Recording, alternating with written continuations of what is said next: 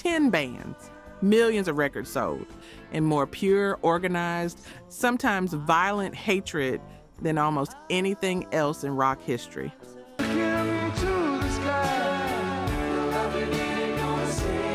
Death threats, radio blackouts, a baseball stadium turned into a riot, critics who called them the worst bands on the planet while they were selling out every arena in the country. That's what this list is. Babe, I'm leaving. I'll say it once again. Not bands who got mixed reviews, not bands who had a rough stretch, bands that people genuinely despised. And every single one of them left a mark that the people doing the hating could never explain away. Number 10, Wings. Some people wanna fill the world with silly love songs. Here's something that gets lost in the Beatles mythology. Paul McCartney, arguably the greatest pop songwriter who ever lived, got absolutely destroyed for the first half of the 1970s. Not ignored, not politely dismissed, destroyed. How can I tell you about? When he formed Wings in 1971, critics lined up to explain why it was embarrassing. The albums were called rushed, defensive, at an absolute nowder.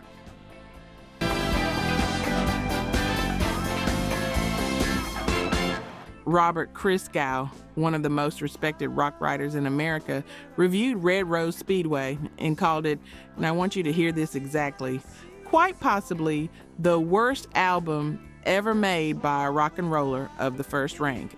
That's Paul McCartney, the man who wrote Hey Jude, worst album ever.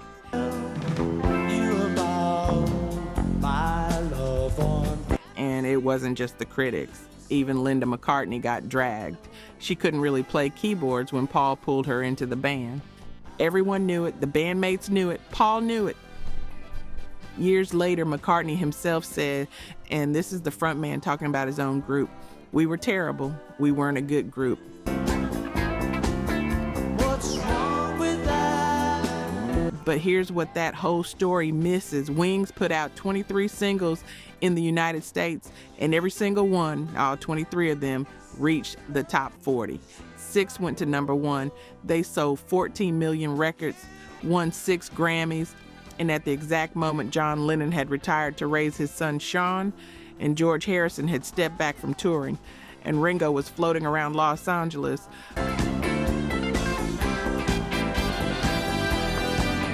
Paul McCartney was still out there, playing in a van at universities, building something from scratch. John Lennon later said he admired the way Paul started over and played small dance halls. That from the man who, according to author Robert Rosen, was quietly envious of how well Wings was doing by 1980. The critics never forgave McCartney for not being the Beatles anymore. The audience didn't need him to be.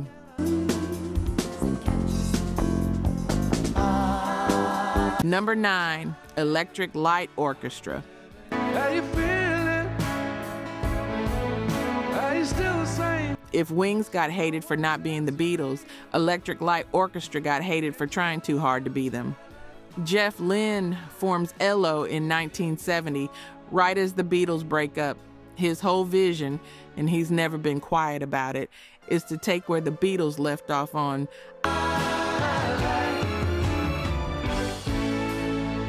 I Am the Walrus and Strawberry Fields, and push that wall of sound even further. Strings, orchestral arrangements, layered harmonies, a full orchestra inside a rock band. Critics had a field day. Pompous, derivative. The poor man's Beatles.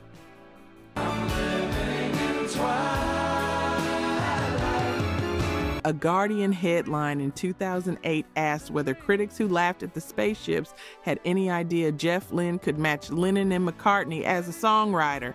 That piece runs in 2008, 3 decades after ELO's commercial peak, and people were still arguing about it.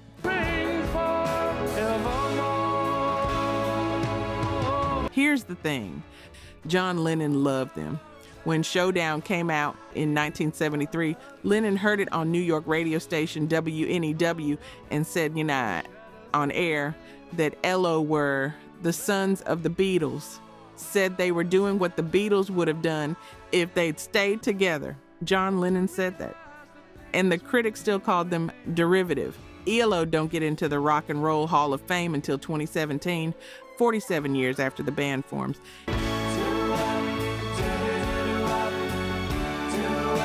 And here's the part that still gets me. When the actual surviving Beatles needed someone to produce their 1995 reunion track, Free as a Bird, the closest thing to a new Beatles song the world was ever going to hear, they called Jeff Lynne, the man the critics spent a decade dismissing as a copycat. He was the one they trusted.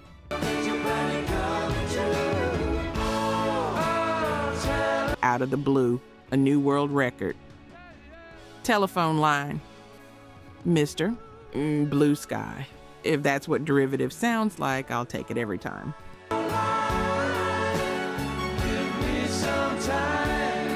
Let's look at the numbers. Only 9% of you are actually subscribed.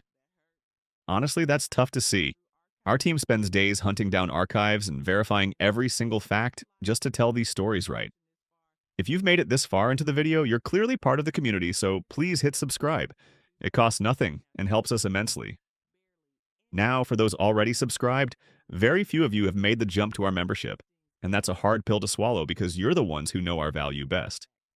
If this channel has moved you or inspired you, consider joining. It's the price of one coffee, but it's the literal fuel for this channel. Let's keep this alive together. Back to the story. Number 8, Boston.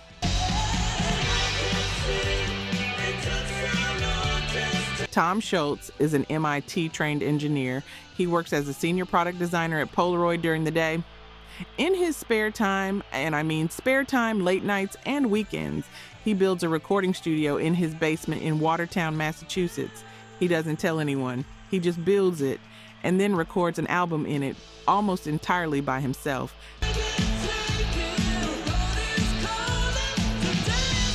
That album, Boston's debut, 1976, goes on to become one of the best-selling debut albums in American music history. More than a feeling. Peace of mind.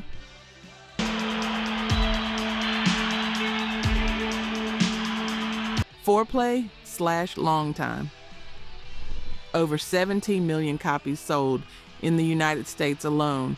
And if you've ever heard that opening guitar figure on More Than a Feeling from across a parking lot or through a car window on a summer night, you already know why.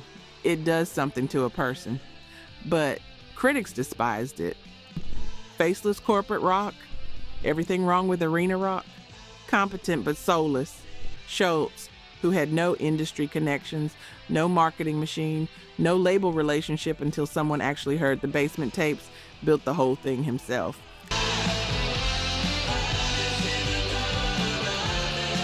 And the word they reached for was corporate, and then it gets worse. CBS Records sues Schultz for breach of contract when the second album takes 2 years instead of 1. Schultz countersues. The legal battle drags on for years. He's effectively frozen, unable to release music while lawyers fight over rights he thought were his.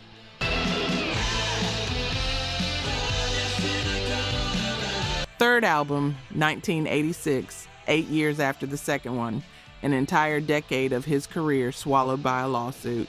He didn't change a thing. Tom Schultz has never taken an endorsement, never chased a trend, never recorded something because a label told him to.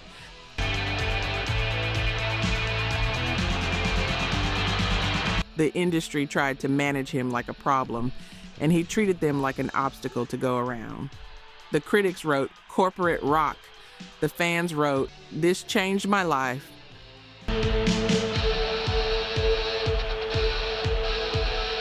Number 7, Styx.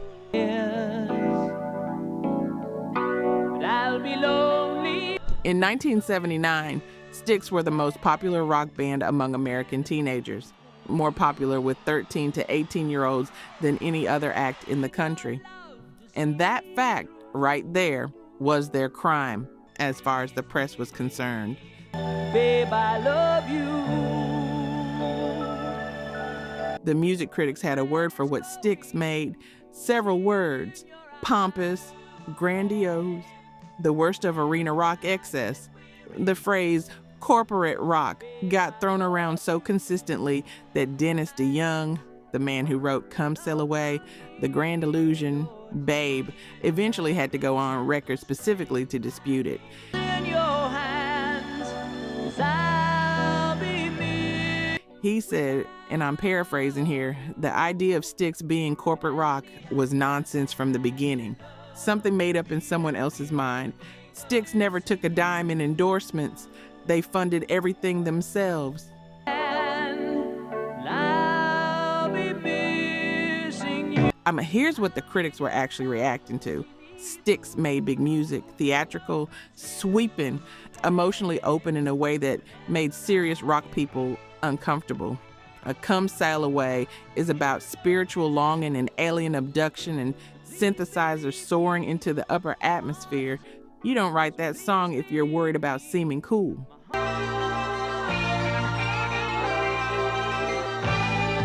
And in an era when punk was arriving and the critical consensus was moving toward minimalism, a band that leaned hard into the grandiose was an easy target.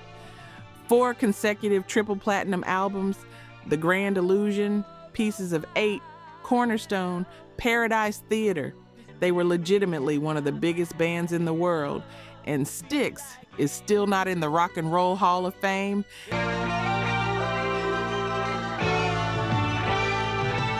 DeYoung has said it makes him ill. He's been eligible since 1997. And whether you love the music or find it too much, and I know some of you are on both sides of that, a band that was genuinely the most popular act in America for several years deserves some accounting from the institution that says it preserves rock history. You probably know which side you're on. Babe, I love you. Number 6, Peter Frampton.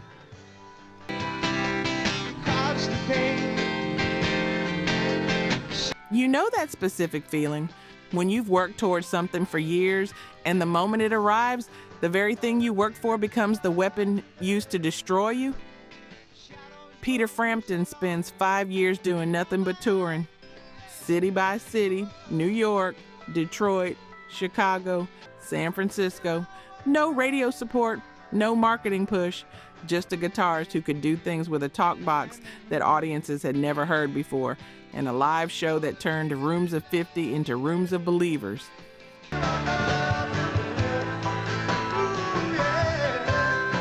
Then January 1976, Frampton comes alive. Nobody at A&M Records expects much. They hope it might go gold, maybe 500,000 copies.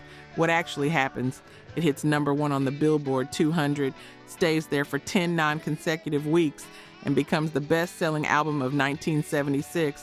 8 million copies. His shirtless face on the cover of Rolling Stone. He's everywhere.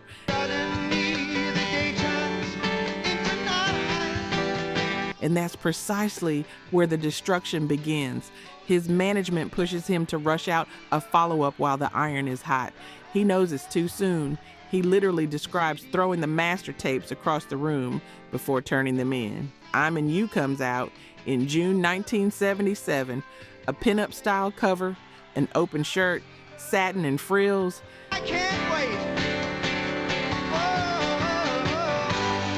The FM stations that championed him abandoned him. The hardcore fans who believed in him as a musician feel something close to betrayal. Then comes the 1978 Sgt. Pepper's Lonely Hearts Club Band film, a critical catastrophe that essentially closes the door on that phase of his career.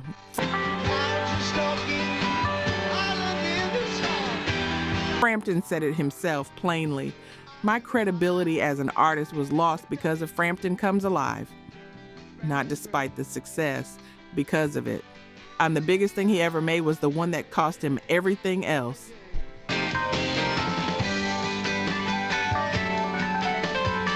And here's what I think about when I hear that story. He spent 5 years earning it. 5 years of grinding it out in mid-sized clubs before anyone paid attention. And then his own management, chasing the money, burned it down in about 18 months. That's a different kind of hate. That one came from inside the machine.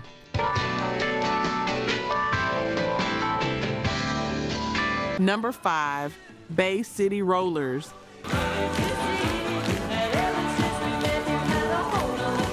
Edinburgh, Scotland, 1974. 5 kids from working class backgrounds, tartan scarves, matching outfits, pop songs simple enough to understand in 30 seconds and catchy enough to stick in your skull for 30 years.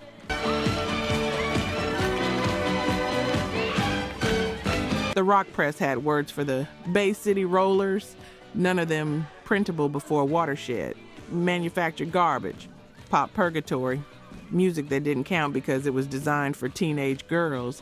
And if you've ever thought about how much of rock criticism has been built on that specific dismissal, now's a good time to sit with it.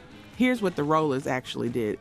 They triggered the largest teen music hysteria Britain had seen since Beatlemania.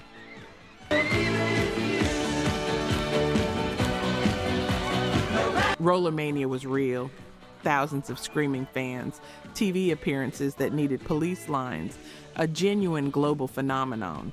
Their 1976 U.S. single, Saturday Night, goes number 1 on the American charts. Their own magazine, their own television show, sold out arenas on 2 continents.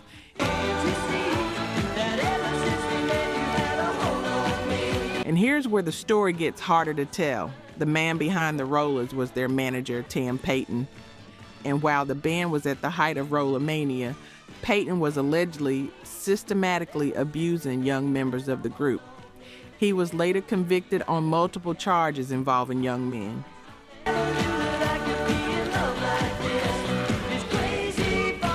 The story underneath the screaming, the one the label didn't investigate, the one the press didn't dig for, the one the handlers chose not to see, was one of predation against the very people the music was supposed to be celebrating.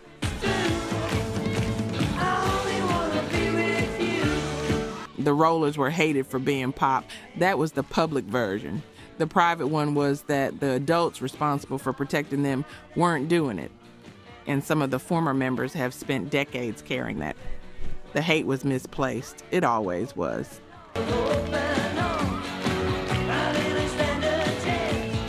Number 4, Village People.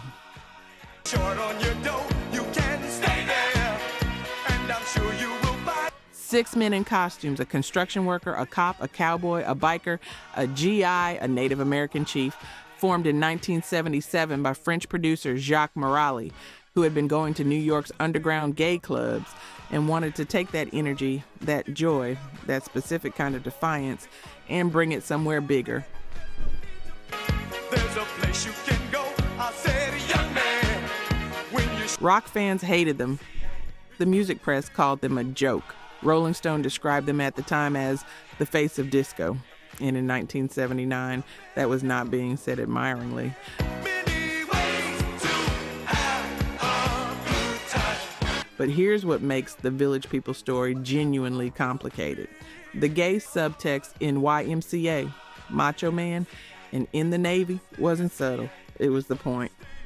And yet the mainstream audience, including the United States Navy, which briefly considered using In the Navy as a recruitment advertisement, had absolutely no idea what they were celebrating. What do you wanna be? I said, young man, you can make real. The song was written explicitly about gay community spaces in New York City. The Navy nearly put it in a commercial. YMCA hits number 2 in the U.S. in late 1978, massive in the U.K. and across Europe. Then disco collapses. The Village People get swept into the backlash. They become a punchline at the exact moment the music was reaching its widest audience. I was down and out with the blues. I felt no man. Stay with me on this one. YMCA is now one of the most played songs at sporting events and political rallies in American history. A song written by gay men celebrating gay culture in a decade when that culture was still criminalized in many states. Now played at events where the people cheering it have no idea what the original intent was. So tired, that's when someone came up to me and Jacques Morali died of AIDS-related illness in 1991. He didn't see what his creation became. Whether that would have moved him or devastated him, I genuinely don't know. Called the YMCA, they can start you back. Number 3, LED Zeppelin. I'm gonna give you my love. Go find a copy of Rolling Stone from April 1969. Flip to the review of Led Zeppelin's debut album. Read what John Mendelsohn writes about Jimmy Page and try to square it with everything you know about what came next. Mendelsohn calls Page a lesser talent than Jeff Beck, dismisses the band's whole approach. The same publication that would later call Led Zeppelin one of the greatest rock bands in history couldn't hear it when it was actually happening.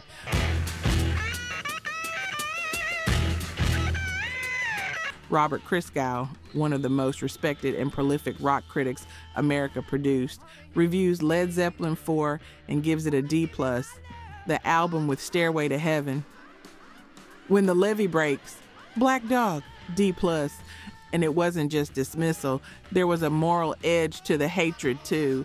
Stories from the road, some verified, some mythology, some deliberately amplified by the press, made Zeppelin an easy target for anyone who wanted to argue that hard rock was corrupting something.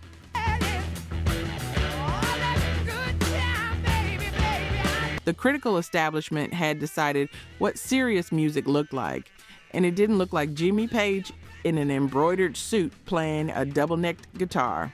Here's what was happening while critics wrote those think pieces. Zeppelin sold out every venue they played, every single time. By 1975, Physical Graffiti becomes the first album in history to receive advance orders exceeding 1 million copies before it's even released.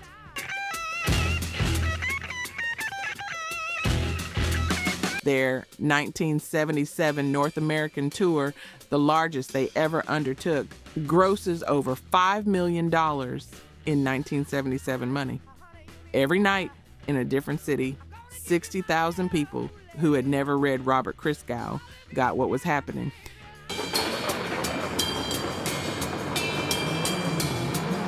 If you were around for that, you know. And if you weren't, and you've ever stood in a room where someone puts on Whole Lotta Love at the right volume, you know why no D+ review in any publication could touch it.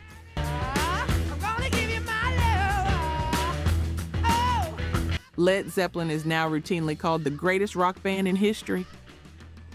The people who gave Zeppelin 4 AD+ eventually had to account for that. Some of them never did.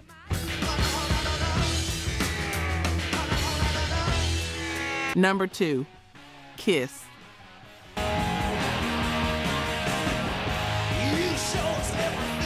Here's a fact I want you to sit with. From the time Kiss formed in 1973 until their 40th anniversary in 2013, Rolling Stone magazine refused to put them on their cover. 40 years, over 100 million records sold worldwide, the most merchandised rock band in history, never on the cover. From the very beginning, the critical response to Kiss had something almost personal about it. A published review at the time, Kiss might just be the worst band on the planet. The only good thing about them is they are loud. Peter Criss, their drummer, read that and went back to his hotel room trying to make sense of the fact that they just played a sold-out show to a crowd that went wild.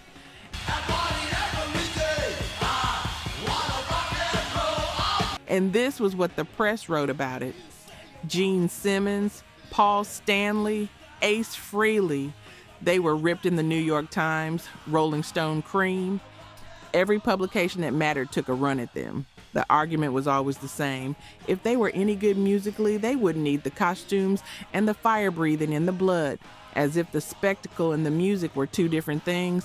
As if a generation of kids watching Simmons breathe fire were somehow being deceived about what they were receiving.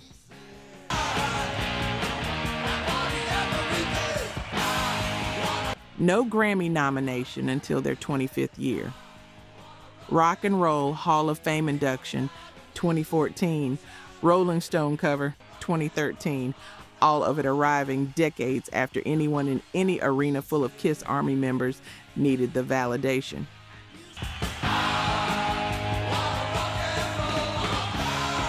Here's what I keep coming back to. Every musician who grew up in the 1970s and became famous, the ones who ended up in the very halls that ignored Kiss, many of them have said the same thing. Kiss was the reason they picked up a guitar.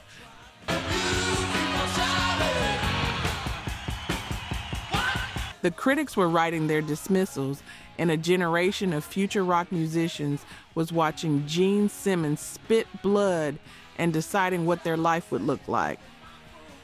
No award until year 25, but 100 million albums.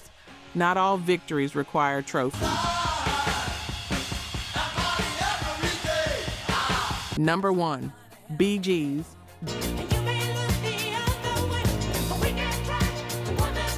July 12th, 1979, Comiskey Park, Chicago. The White Sox scheduled to play a doubleheader against the Detroit Tigers. Radio DJ Steve Dahl, who lost his job 6 months earlier when his Chicago station switched from rock to all disco, has organized a promotion.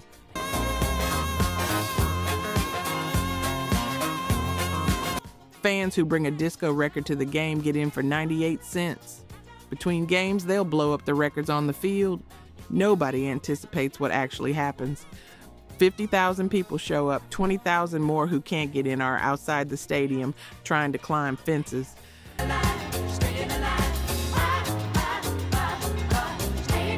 During the first game, disco records are being thrown like frisbees from the stands. Firecrackers going off, bottles. Between games, they blow up the crate. The explosion tears up the outfield. The crowd surges onto the field. Bonfires are lit, seats ripped out. Urinals kicked from the walls. The opposing team locked in the locker rooms for their own safety. The White Sox forfeit the second game because the field is unplayable. 39 arrests.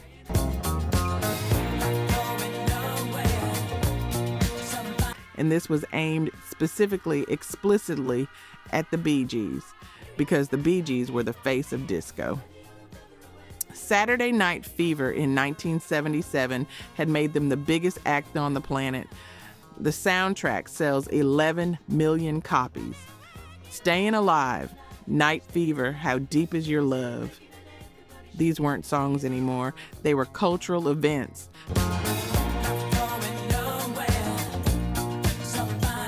By mid-1979, radio stations in major markets were advertising Bee Gees free weekends. Then the threats started. Death threats. Specific enough, credible enough that the Bee Gees stopped performing live. Here's what makes this the most painful story on this entire list. The Bee Gees were not a disco band. Barry, Robin, and Morris Gibb were three brothers from Manchester who had been writing and recording since the late 1950s.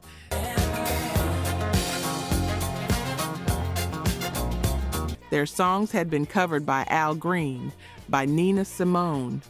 To Love Somebody was written for Otis Redding. They were among the most versatile melodic songwriters of the 20th century. They pivoted to disco because that was the sound of the moment, and they were brilliant enough to master it in roughly 30 seconds.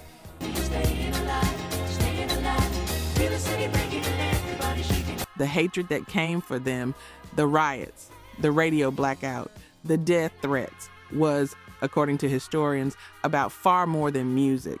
It was about race, about sexuality, about a rock culture built around a certain kind of white male identity that felt threatened by everything disco represented.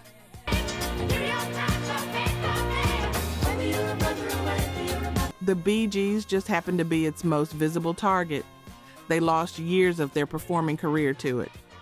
They came back quietly as songwriters mostly, writing hits for Barbra Streisand, for Dionne Warwick, slipping their music into the world through other people's voices because the door to their own stage had been slammed shut.